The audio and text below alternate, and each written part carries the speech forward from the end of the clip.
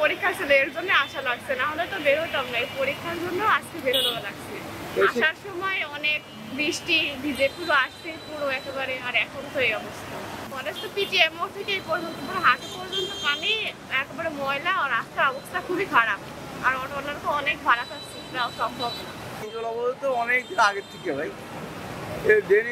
Draining ব্যবস্থা চালু না করলে তো হবে না। আগে আপনার খাল পরিষ্কার করতে হবে। আমরা দেখতেছি যে খুলনা একটু বৃষ্টি হলে বা জলাবদ্ধতার কারণে সামান্য কিছুতেই আমাদের খুলনা আবদ্ধ হয়ে যায় জলাবদ্ধতা, যার কারণে আমাদের ভোগান্তিরা শেষ নাই। এই যে রাস্তাঘাট ড্রেনিং এর কাজ চলছে, তাও খুব ধীর গতিতে।